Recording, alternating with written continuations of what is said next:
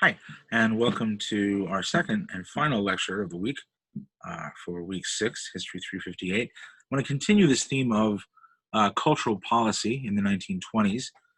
We talked last time about the Bolshevik idea of culture building, building a new culture, building a new way of life, or buit, that would be fitting for the workers and peasants in revolutionary society. And I want to focus in this second lecture on Soviet or Bolshevik family policy and gender policy, specifically policies aimed at bringing about fundamental changes in the status of women in the new society and in the relationship between the sexes. So that's the theme I want to focus on this morning or this afternoon, whenever you're watching. Let me share with you the slides. You've seen these before, same as last time, but just in case. Um, Again, this idea of culture building, eliminating the пережитки, the vestiges, the leftovers from the old era, and creating a new быт, a new way of life, new patterns of everyday life. So let's jump down a little bit here. A familiar face, perhaps, for some of you. Friedrich Engels, longtime writing partner and collaborator of Karl Marx, co-author of the Communist Manifesto. Engels was a profound influence on how Bolshevik theorists thought about the family, how they thought about their ideas on gender and new roles for men and women to play in revolutionary society. And they were influenced primarily by one of Engels' classic works, published in 1884 in German, The Origin of the Family. And in this book, Engels argued that the sort of 19th century nuclear family unit, husband, wife, children, is not a natural institution. What did he mean by that? He didn't mean that it was unnatural. He didn't mean that it was sort of deviant or aberrant. Engels wanted to emphasize, again, using this model of the base and superstructure that we've talked about, that the family unit, as we know it, is itself a product of unique social and economic material conditions in the base. The family is a unit constructed, formed, and perpetuated by existing socioeconomic conditions. So, what does this mean? For Engels, the family unit, as it existed in the 19th century in the West, in Europe, in Russia, in the United States, the traditional family unit was a product of the capitalist system. And capitalism, according to Engels and other Marxist theorists, placed enormous stress on the family unit. Capitalism and the requirements of working families, especially, to conform to the demands of the capitalist system, put new strains on the family unit. There were demands within the house: children to be cared for, chores to be performed, cooking to be done, cleaning to be done.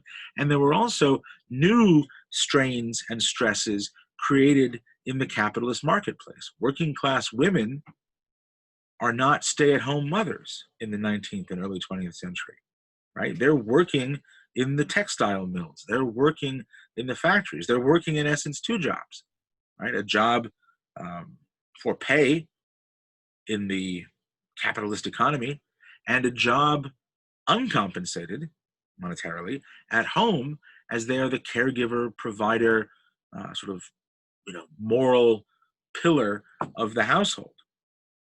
So as more and more women over the 19th century are compelled in the new capitalist economy to work outside of the home for wages to supplement their husband's income, you have this tension that Engels identifies in his work. There's a tension between the demands of production, as he calls it, the capitalist economy, and what he calls the demands of reproduction.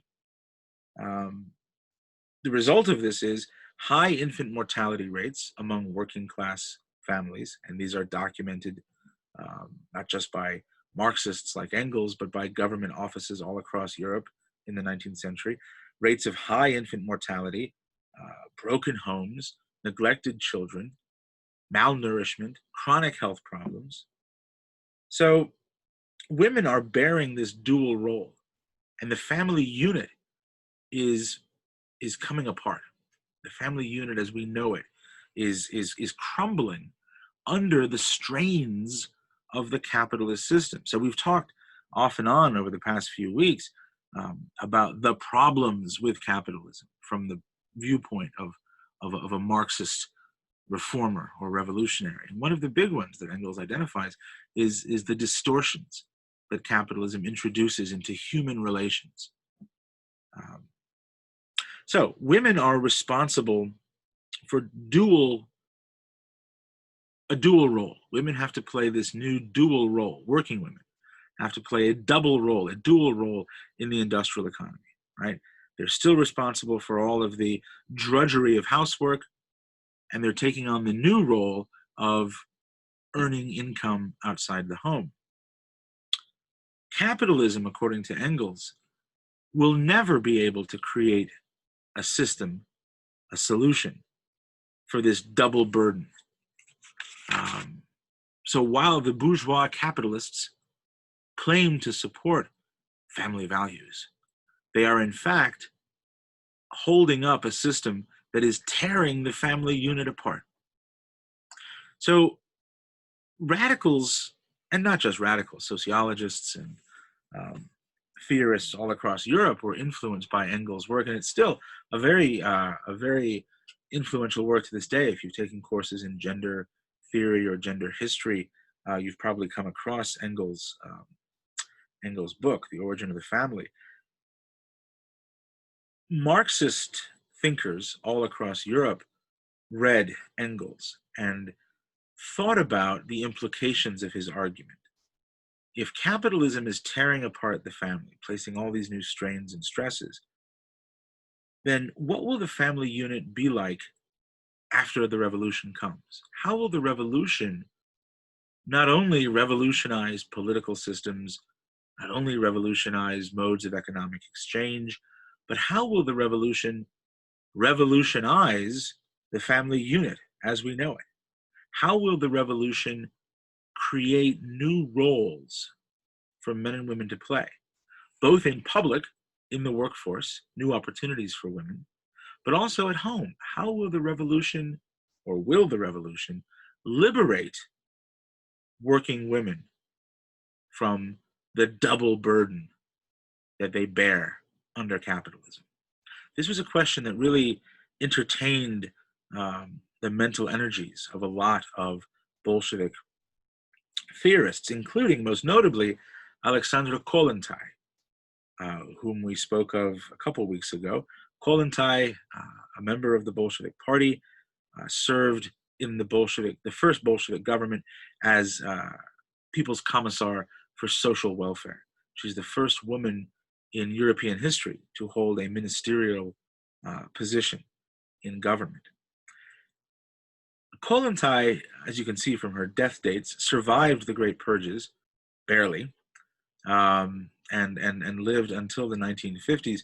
One of the most remarkable, one of the most interesting of the so-called old Bolsheviks. She never really wielded enormous political power in the system, but as a thinker, as a theorist, her ideas were enormously influential, particularly in the 1920s.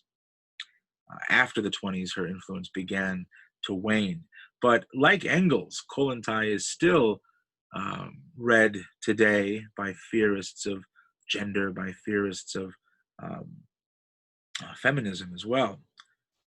Kollontai, in the years leading up to 1917, as she investigates this question about the revolution in the family and theorizes about the possibilities, Kollontai comes to the position that only socialism can resolve the fundamental contradiction between work and family that Engels had outlined back in the 1880s.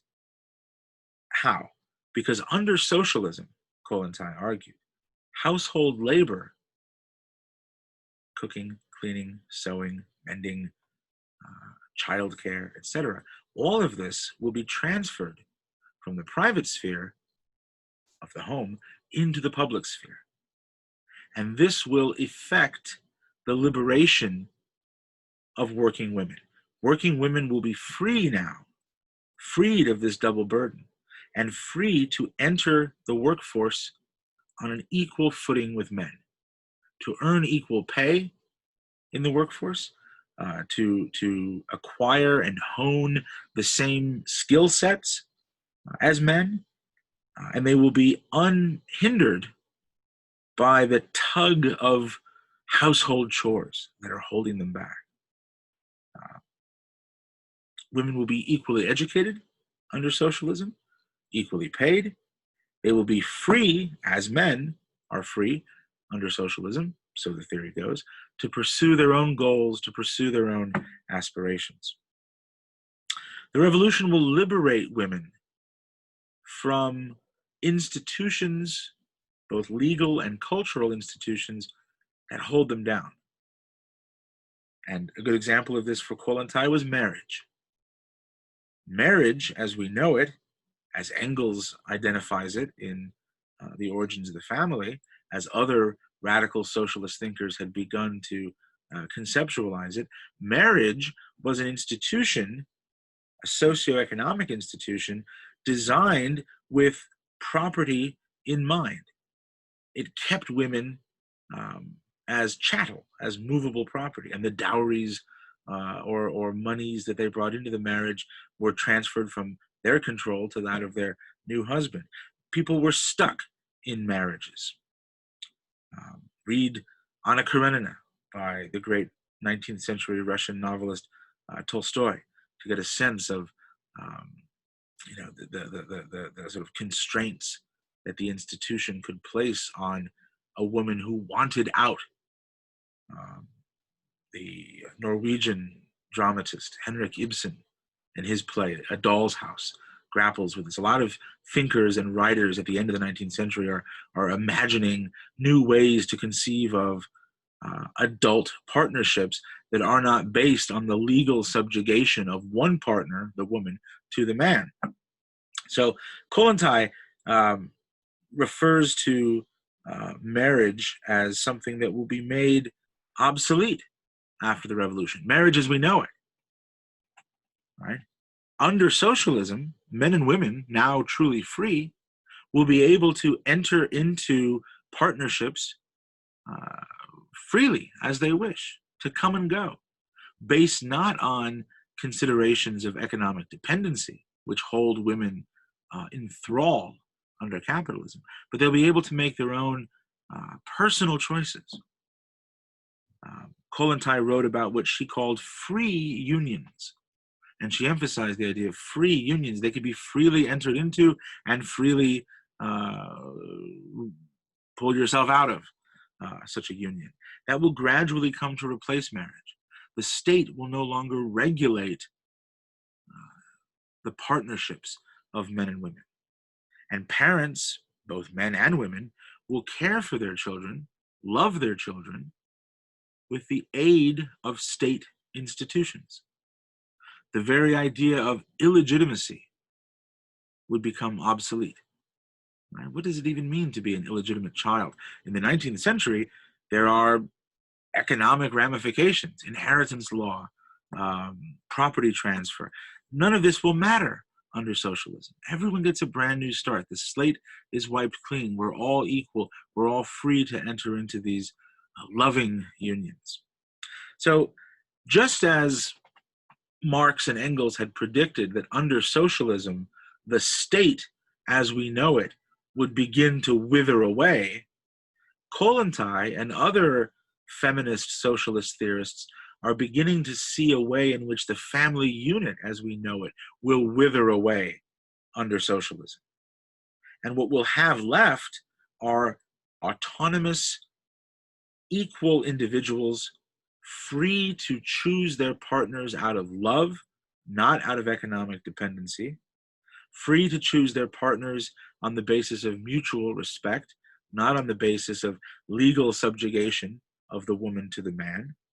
So as you read the piece by Kollontai this week, you get a sense of how visionary her plan really is, and how influential she was in kind of setting the tone for party discussions and party debates after 1917 on the role of the family, what the family would look like.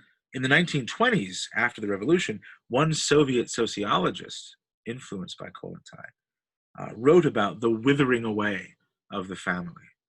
And he says, paraphrasing Engels, that one day we will get to the point where the family unit, as we know it, will be sent off to a museum of antiquities to rest beside the spinning wheel, the bronze axe, the horse-drawn carriage, the steam engine, and the wired telephone. All of these technologies and techniques that once seemed state-of-the-art will be made obsolete.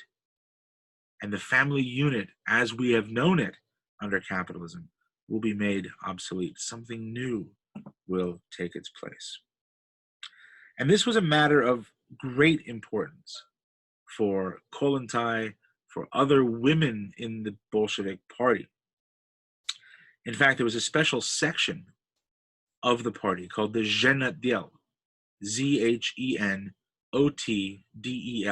and it meant the women's section of the party. And it wasn't to relegate women to a secondary role within the party structure, but it was rather to create a special place in the party, a place of prominence in principle, where women and men who are interested in women's questions could debate and hammer out and make proposals to influence party and state decisions, make proposals about improving the lives of women. And Kollontai and others in the Zhenotdel, the women's section of the Bolshevik Party, were really active in the early 1920s under NEP.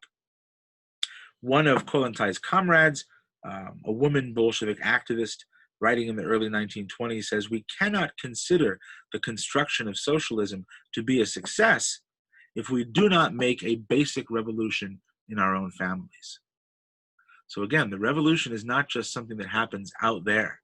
The revolution is happening within our homes. The revolution is happening in family structures. The revolution is happening inside each one of us. Lenin was, ironically, Lenin, as I said, came from a rather a very stolidly middle-class milieu.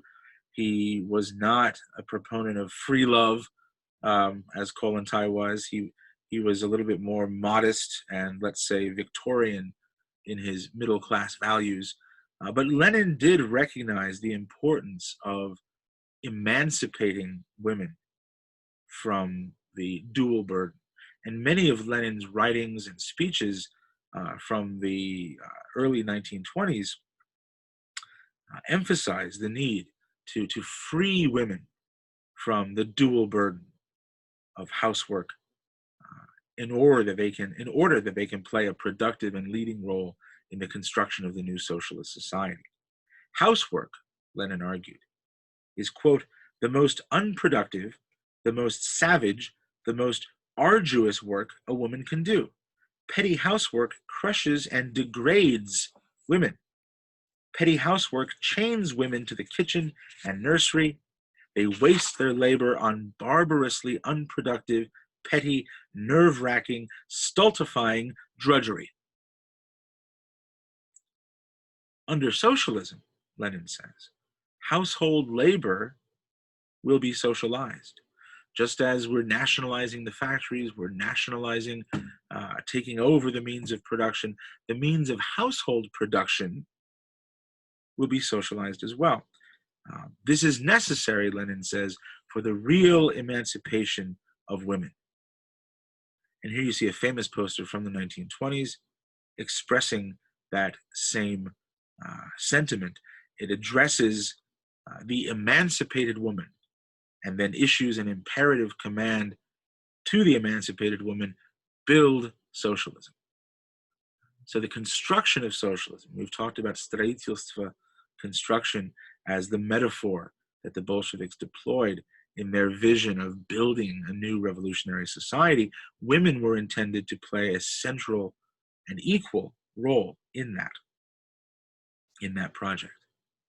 We'll come back to this image in a moment, because I want to focus on some of the visual representations of women in the 1920s, and we'll contrast that in weeks to come with what we see later in the Stalin period.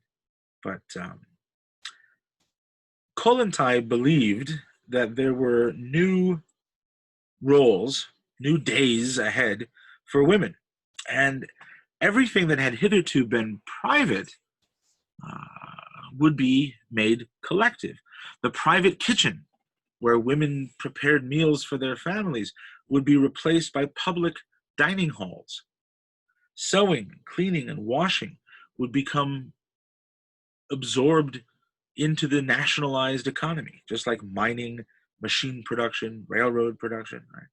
All of the tasks performed every day, hour after hour, by millions upon millions of unpaid women would be taken over by paid workers in communal dining centers, communal laundries, communal child care centers. So the idea is that we are doing away with the slavery of kitchen bondage and give us a new way of life. I think there's a poster. I don't know if I have the image here. Do I not have the image? Too bad. It's a great poster. Yeah, this is it. Down with kitchen slavery. Give us a new way of life. And you see the new way of life, the new buit opening up in the background. But the idea of kitchen slavery, household bondage, the revolution will liberate women from this. And you can see opening the door into the light of day, exposing the cobwebs in the upper right corner. A very interesting element, I think, a very interesting element about all of this is the role of the question of childcare. How would childcare be socialized? I talked a little bit about this last time in the first lecture, the quote from Preobrazhensky saying how selfish it is to imagine that the care and upbringing, the vaspitание of one's child is solely a private affair. Socialism, Bolshevik socialism, tries to break down the barriers between the public and the private. Right? Liberalism, in its classical 19th century form, is all about preserving the integrity and autonomy of the individual, preserving and maintaining individual rights against encroachment from outside. Socialism wants to break, Bolshevik socialism, Marxist socialism, wants to break down that divide between the public and the private. And theorists like Kollontai and others tried to reimagine a new way of raising children. This too should be a collectivist, socialist enterprise. One of the most radical voices argued in 1921 that wouldn't it be best if the state were to take children out of the homes of their parents and raise them in a collective spirit from the very beginning. This woman writes, is not parental love harmful to the child? The family as a unit is individualistic, egotistic, and the child raised by a family is, for the most part, antisocial, filled with egotistical strivings. Raising children is not the private tasks of parents, but the task of society. Now, first of all, we're talking about 1921. There's no money in the Bolshevik budget to do anything remotely resembling this, right? There's not going to be a massive transfer of children from private homes into public child rearing centers. I mean, it's fiscally, feasibly impossible, right? It also goes farther than most Bolsheviks themselves were willing to go. You know, it's one thing to talk about the withering away of the family. It's another thing to talk about creating mass education centers for little children. This is, the point I'm trying to make here is that we can't talk about one Bolshevik vision for the family. There are multiple visions that are being articulated. And that's the theme of the 1920s in general, right? In artistic production, cultural production, in poetry and literature and film, different styles emerge. Different approaches to the same questions emerge, and they're permitted to emerge. Similarly, with regard to the so-called Zhensky Vopros, the so-called women's question, there are multiple ideas that are being bounced around in the 1920s. And this idea of completely collective child rearing is one of the ones that's most out there, okay? So just bear this in mind. The 20s, I mean, if you sort of visualize the shift from the 20s to the Stalinist 30s, there's this great stream of activity in the 20s that narrows and narrows and narrows and narrows. And by the time we get to the 1930s under Stalin, there is not a multiplicity of opinions that are acceptable on any given question. There is one. There is the will of the party, which is to say the will of Stalin. And that is determinate. That sets the style for art. That sets the style for literature. That sets the style on family policy. So again, just a little aside, emphasizing what I spoke of last time, the kind of approach of letting as many flowers bloom as possible in the 1920s gets squeezed down as we enter the 30s. Okay, so one of the concrete measures that the Bolsheviks could take with regard to family policy was via legislation. The new Bolshevik government, the Council of People's Commissars, Sovnarkom, issued a host of decrees, edicts, early on, after October, to legislate a new ground for family policy, for women's issues. And one of the very first decrees issued by the new Bolshevik government after October called for men and women to receive equal pay for equal work. Now, over the course of World War I, women in Russia, as they had all across Europe, had come to play a very visible and prominent role in the industrial workforce. In Russia, about 43% of all factory workers were women on the eve of the February Revolution, but they're not receiving equal pay.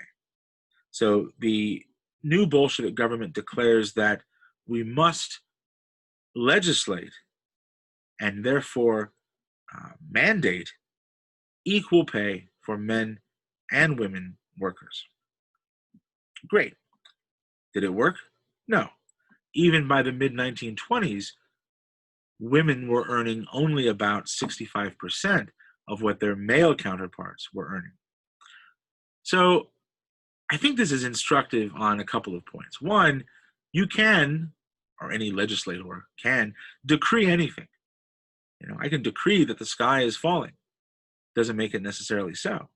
The Bolsheviks in power can decree equal pay, but decrees and legislations are hitting up against deep-seated cultural values, deep-seated ideas about a fundamental inequality of the sexes. And so you can't legislate, you can't change people's minds through legislation. And legislation doesn't automatically make money appear in the coffers. It's one thing for the government to say, yes, you've taken over the factories, we will pay men and women the same.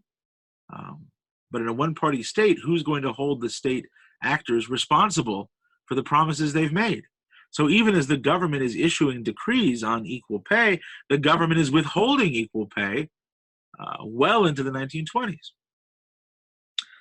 Nevertheless, these early Bolshevik decrees were aimed at leveling the playing field somewhat. And the playing field that the Bolsheviks inherited from the old Tsarist Romanov government was a very uneven playing field, for reasons that we'll turn to here directly.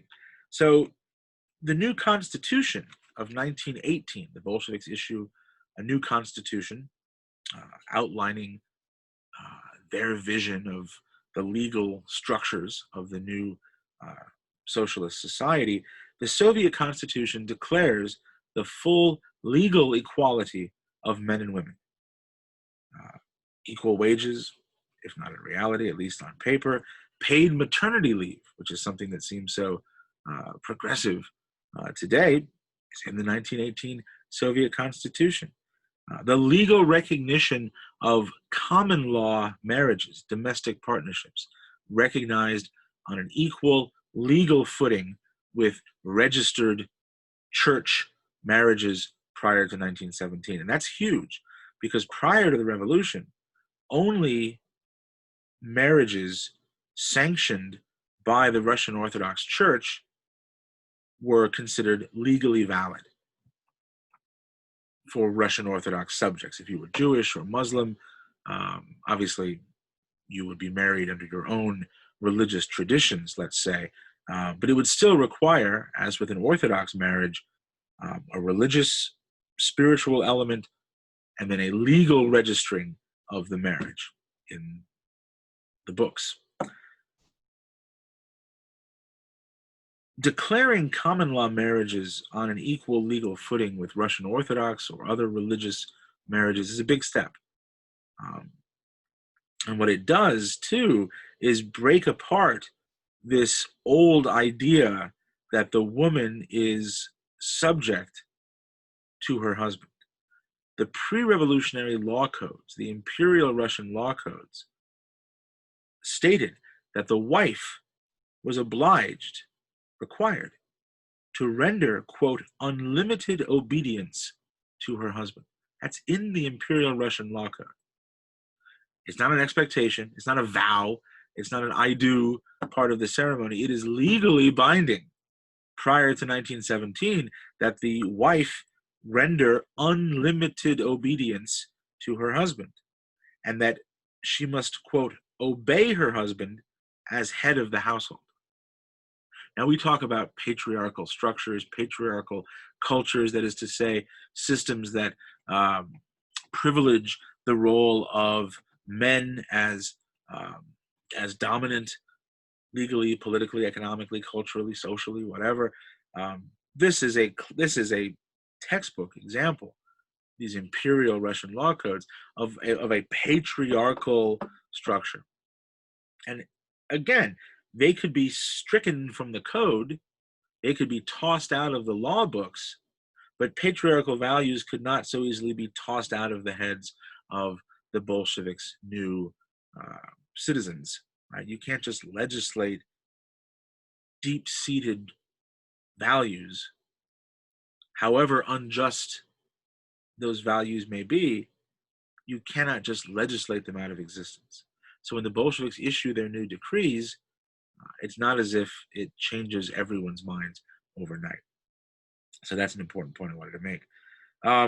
Another aspect of family law, family life that the Bolsheviks sought to revolutionize was divorce. After December of 1917, divorce is taken out of the hands of the church and it is made a civil procedure. So you could have divorce essentially on demand, as it were. All that a partner had to do to obtain a divorce is submit a notice to the court, and it would be granted. Now, this is a huge change. There's a vast historiographical literature on family structures in late imperial Russia. It's a recurring theme in some of the great works of 19th century Russian literature, but the family unit was held together by law that made it almost impossible to obtain a divorce. And of course, the near impossibility of obtaining a divorce helped to perpetuate the patriarchal structures of late imperial family life. So prior to the revolution, you could not get a divorce unless you could prove infidelity, you could prove that one partner was barren or infertile and therefore incapable of producing a child, or if your spouse had been banished to Siberia by order of the imperial government and wasn't coming back anytime soon, then too you could petition for divorce. And there were other sort of smaller cases, but the fact is that so few divorces were granted in imperial Russia that once you were married, you were in that marriage. The Bolsheviks wanted to open up new possibilities for women, especially, to get out of unhappy, abusive, unequal partnerships. So the divorce decree of December 1917 was really a big deal. Let me just give you one example. At the beginning of 1918, January, February, March, April, Moscow court records show that in those 4 months, 214 couples went to the courthouse and got married. 214 in a big city over 4 months. In that same period, 2,516 couples got divorced. So at the beginning of 1918, following the divorce decree, the number of divorces was 12 times the number of marriages. 12 times. And Bolshevik jurists, legal thinkers are struggling with it, saying, okay, well, there's a big backlog of unhappy couples that we've inherited from the old regime. That's probably why there's so many divorces. But divorce rates continued to rise until they began leveling off in the mid-1920s. So this chart shows you divorces in Russia, the first bar, the pre-World War I period. So you see divorce is almost unheard of under the old regime. By the mid-1920s, by the time NEP has settled in, you have 112 divorces in Russia per 1,000 marriages, reaches a peak the following year, begins to level off, and it will level off thereafter. These are big numbers. If we put them in a comparative context, right?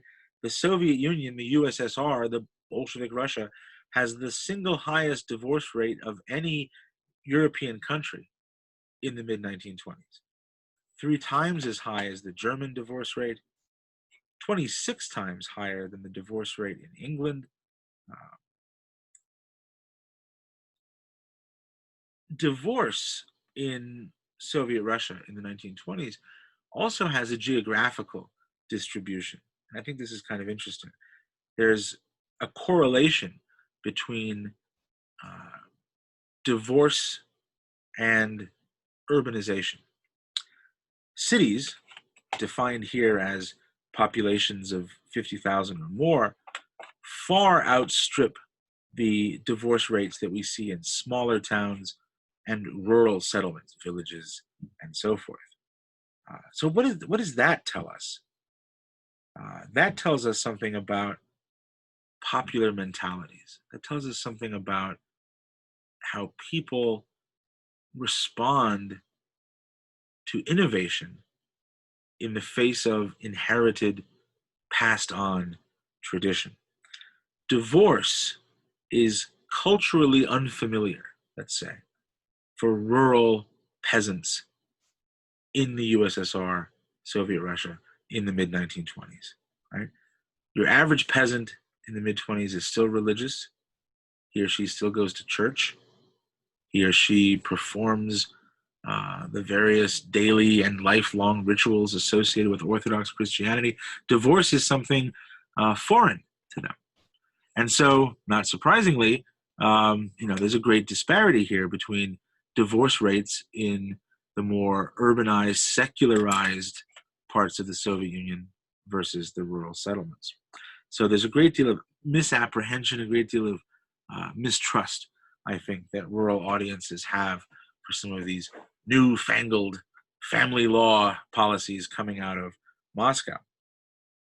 Um, there's a rhyming couplet from the 1920s, a chastushka. These were sort of poems that peasants would sort of recite, sometimes spontaneously, sometimes they'd write them out beforehand. They're part of like drinking culture and musical culture of entertainment in the village. And one of them from the 1920s says, "Comrades, your new laws are really quite insane. It's clear they were devised by someone without a brain." So thankfully it rhymes in English as well as in Russian. But, just a funny little one-liner or four-liner that reflects that cultural suspicion uh, that many Soviet citizens had for all of these revolutionary new policies. Um, the new government is trying to remake the traditional structures of everyday life. They're trying to remake Buit. Um, Let me give you another example of that.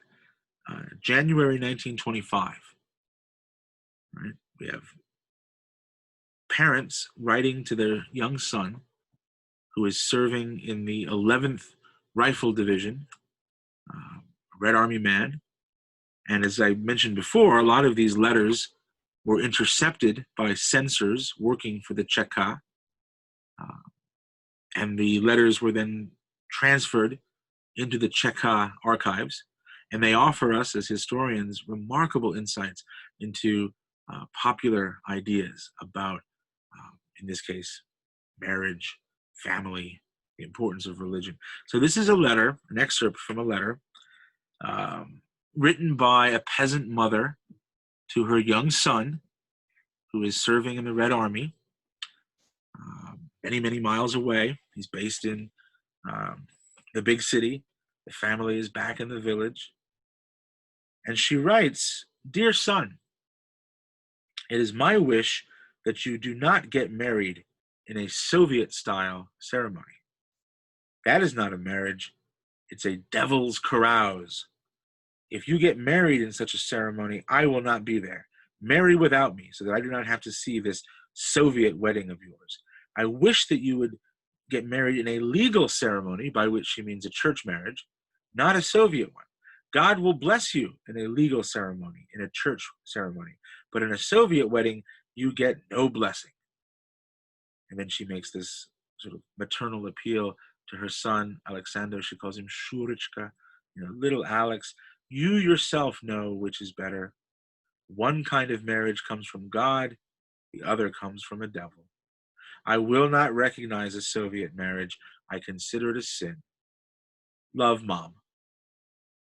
So a great example, I think, of how, these radical new social policies dreamed up by Kollontai and Preobrazhensky and others are hitting up against, if not outright opposition, at least they're hitting up against deep cultural suspicion, right? Because these new policies run counter to generations, centuries even, of accepted and internalized cultural norms.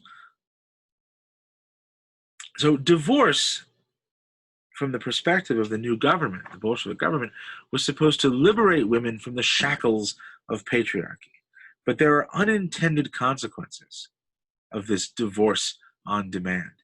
And some Bolshevik legal thinkers began to worry that maybe we've made divorce too easy. The idea was to allow women to get out of bad situations.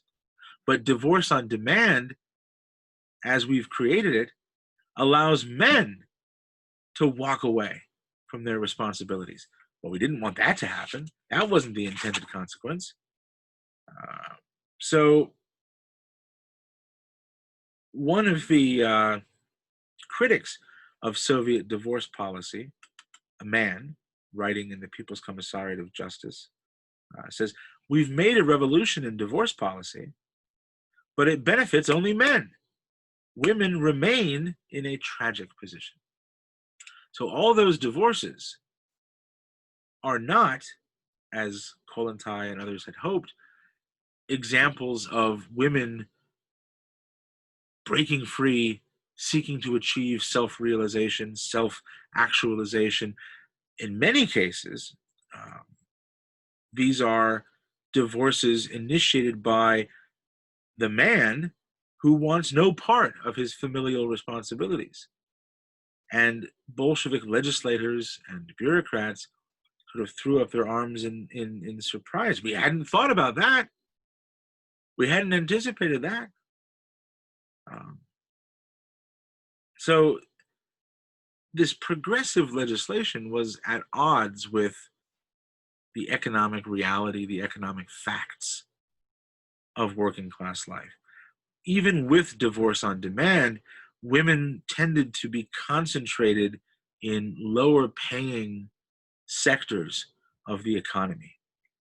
And the lack of social support for daycare, um, childcare, meant that women, while legally empowered to forge off on their own, uh, were still encumbered by these economic burdens.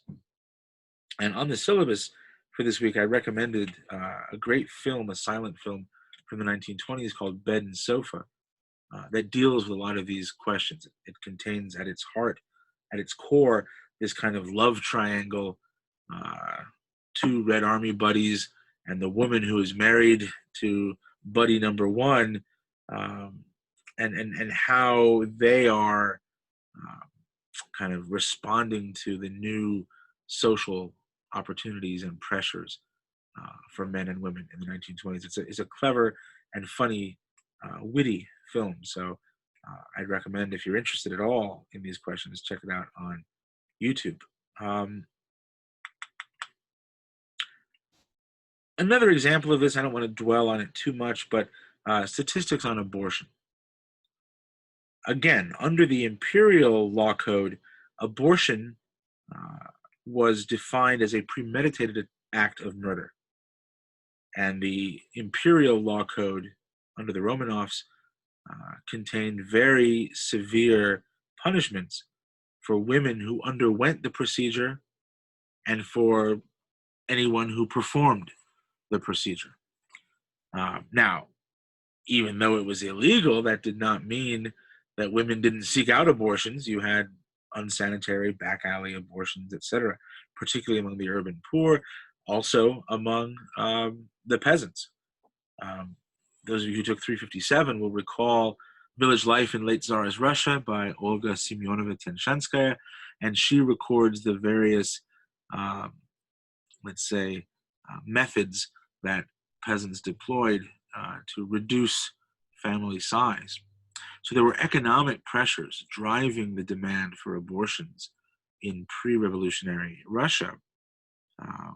And those economic pressures continued after the revolution into the period of civil war, Razrucha, great economic devastation, through the period of war communism, and beyond into NEP and after.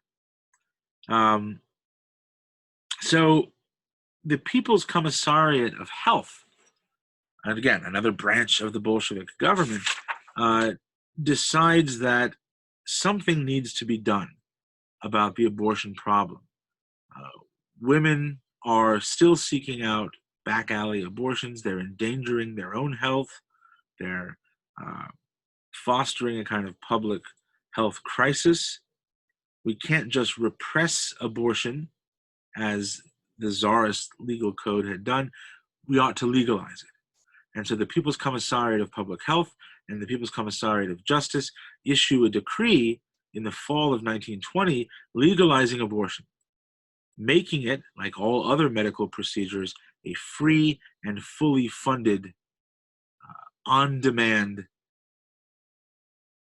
procedure. Like divorce, abortion proves to be, again, sort of an urban phenomenon. We know from official statistics that 85% of the abortions performed in Soviet Russia in the 1920s are performed in cities. 85%, even though 85% of the population lives in the countryside. Now, part of that disparity is, again, related to access to healthcare, which is bad in the cities, but worse in the countryside.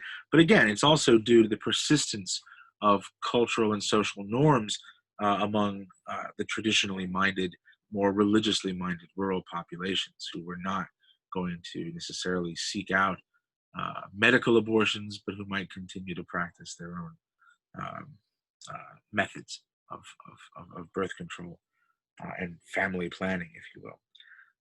By the late 1920s, as this chart shows, the number of abortions had surpassed the number of births in many Soviet cities. So abortions per 100 births in Moscow, by the time we get to somewhere between 1927 and 1928, there are more abortions being performed than live births recorded in Moscow. And look, by the time we get to 1934, when abortion is outlawed under Stalin, we're talking about 2.5 times as many abortions as live births. How do we account for this? Again,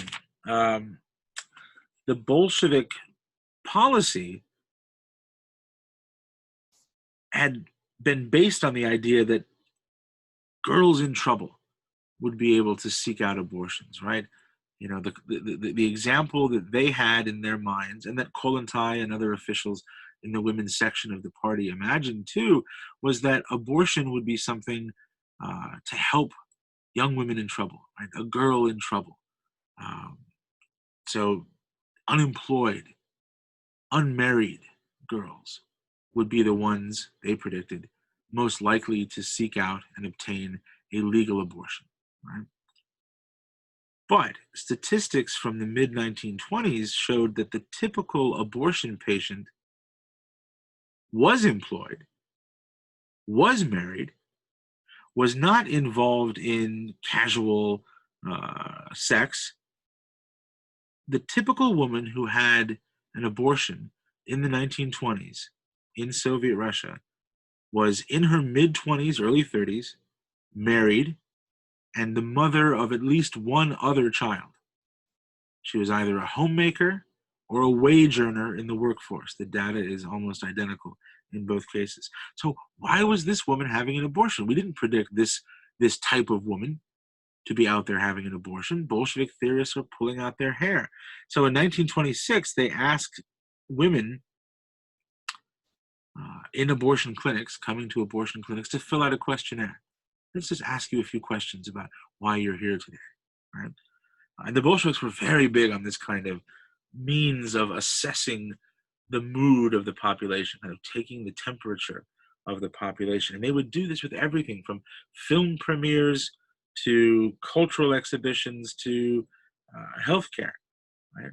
What did you think about this? What were your thoughts? And so there's a sort of feedback loop. We're learning from the people and shaping our policies. So these women, in a very varied states of emotional distress, as you might imagine, come into an abortion clinic and they're handed a questionnaire. Fill this out. Why are you here? The answers were very, very interesting, leaving aside the intrusiveness of the project itself, which is a bit troubling. But the answers given by the women respondents were very, very revealing. Why are you having an abortion? 50% of respondents listed poverty as the reason they were having an abortion. Poverty. 78% of the women who were seeking abortions were already mothers. And in 50% of cases, they said they simply could not afford to bring into this world another hungry mouth to feed. So this gives you some sense, even under NEP, even under the economic recovery from the razrucha and destruction of the Civil War, how still in the mid-1920s, life was incredibly hard for the urban and rural, but here we're talking about urban, population of Soviet Russia. And this in the workers' paradise, right? The state run by and for the benefit of the workers themselves. In the mid 1920s, 70% of women workers in the textile industry in Moscow, working in the spinning industries, making cloth, making textiles, 70% of them had lost a child, mainly due to hunger, malnutrition, disease, generally poor living conditions. 70% had lost a child. And it's a staggering and heartbreaking statistic. And so women who sought out abortions in the 1920s did so not because they had a callous and casual attitude towards sex. They're not using abortion as a means of uh, getting out of trouble in the kind of classic sense that an unmarried girl could get into trouble with the prevailing norms of the day. These are women who are married and whose lives are already so hard and beaten down by poverty that they cannot see a way to bring another life into the world. This is an exceptionally telling statistic, I think, that encapsulates the whole experience of the 1920s in Russia and the deep economic problems and the inadequacies in the workers' state. All this propaganda about building a new byt, building a new way of life, all the rosy-cheeked images of happy workers marching under the banner of the party toward the construction of socialism and the construction of a new way of life has to be seen in the context of these statistics that show us just how difficult, how exhausting the conditions of life truly were for the average working man and especially working woman in the 1920s. Which is not to say that the new regime brought nothing to women. The new regime did legally emancipate women. This poster asks, what has the October Revolution given to the factory woman and the peasant woman? And we see a working woman with her hammer in hand pointing toward the new, bright, radiant future warmed by the sun of socialism that opens up before us. So the idea, again, that the party, the revolution itself, has opened the door, has shined a light on a path for women to move forward. And if you read for this week the excerpts from the autobiography of Maria Filipenko, uh, she talks about her journey from being um, an ignorant woman, a woman who had no sense of her potential and possibilities. And she describes in her autobiography, the story of her life, this path towards self-realization, self-actualization, to use a kind of modern 21st century phrase, but how she becomes a conscious person. And for the Bolsheviks, that phrase conscious person meant, how do you go from blindly accepting things the way they are to seeing the possibilities that may be, right? How do you go, how do you open your eyes to the truth that the party is laying before you? So it's a remarkably interesting, I think, um, text in that regard, and I hope we can talk about it um, on Friday. These statistics that I've shared with you about family life, divorce, abortion, and so forth, need to be seen in the context of economic and social trends more broadly in the 1920s. And taken as a whole, what these statistics show us is that the system seems to be failing by the mid 1920s. The new economic policy, NEP, seems to be stagnating, right? We're not moving forward. We haven't solved the problem of worker poverty. We haven't solved the problem of wage inequality. We haven't solved the problem of living standards for the working families that ought to be commensurate, equal with the new system that we're building, right? What did we have a revolution for? So we need to rethink NEP. And this is an important point that leads us into our discussion in the next couple of weeks about Stalinism.